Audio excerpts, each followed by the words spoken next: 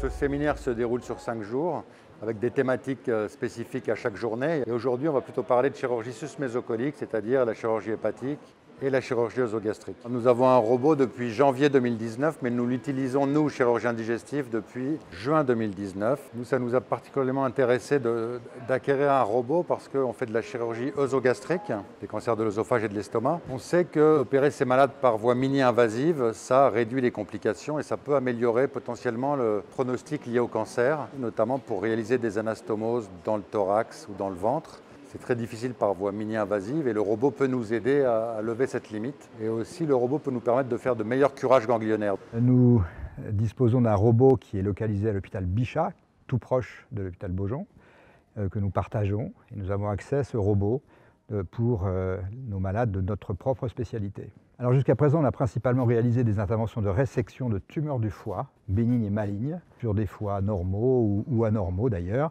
C'est manifestement un instrument qui nous permet d'avoir une meilleure ergonomie, une plus grande précision que par la paroscopie, la célioscopie classique, notamment dans la précision de dissection. La vision également est bien meilleure, on est un peu immergé dans la réalité du malade. Ces séminaires sont particulièrement utiles, surtout pour des gens qui ont initié une activité robotique et qui veulent faire le point sur la façon dont ils s'y sont pris.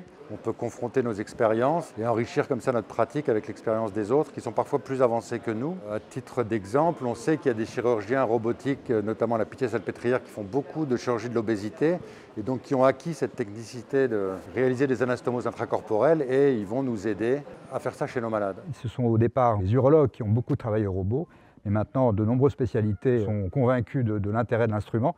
Et là, ce retard est en train d'être comblé par cet achat de plusieurs robots simultanément. C'est une excellente chose. La PHP a fait un énorme effort en acquérant une dizaine de robots d'un coup pour équiper ses principaux centres universitaires. C'est un très bon signal pour dire que la PHP veut s'investir dans l'innovation. Parce qu'au-delà de la simple machine, le robot, il y a un changement des pratiques en chirurgie digestive, notamment grâce à l'intelligence artificielle, à la réalité virtuelle. Il y a des tas de choses qui vont s'ajouter au robot pour rendre plus sûres les interventions.